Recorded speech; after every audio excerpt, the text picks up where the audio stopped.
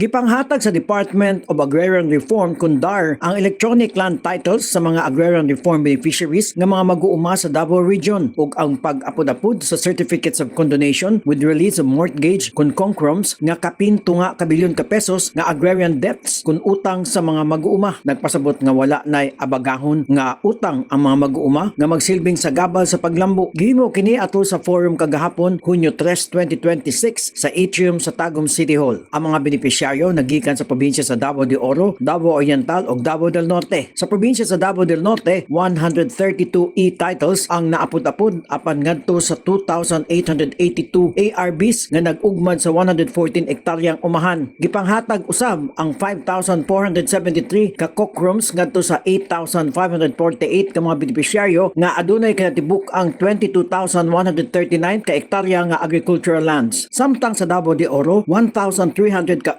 ARBs ang nakadawat og cockrooms nga naglangkob sa kapin 7,500 ka hektarya nga umahan uban sa kapin 234 million pesos nga gipapas nga obligasyon sa mortgage. Mismong si Undersecretary Amihilda Sangkopan ang nanguna sa forum isip keynote speaker uban sa mga opisyal sa DAR Region 11 ug mga representante sa lokal nga pangangamhanan ug partner agencies. Gipasabot niyo si Sangkopan nga ang paghatag sa e-titles o cockrooms kamahin sa padayon nga paningkamot sa gobyerno aron mapalig-on ang pagpanag-iya sa yuta ug mapauswag ang panginabuhi sa mga mag-uuma. Matod ni Sangkopan nga kini usa sa mga prioridad ni DAR Secretary Conrado Estrella III aron masiguro nga ang mga mag-uuma dili lamang mahimong tag-iya sa ilang yuta kundi makalingkawas usab sa mga pinansyal nga obligasyon ug makamaton og mas maayong kaugmaon. Ang aktibidad nagsilbi nga plataporma alang sa panaghisgot ug pagpalig-on sa panaghiusa sa mga mag-uuma, lokal nga leader, partner institutions ug mga opisyal sa DAR alang sa padayong kalambuan sa mga komunidad sa Davao Region. Peng Alinyo, Newsline Philippines. Stay safe!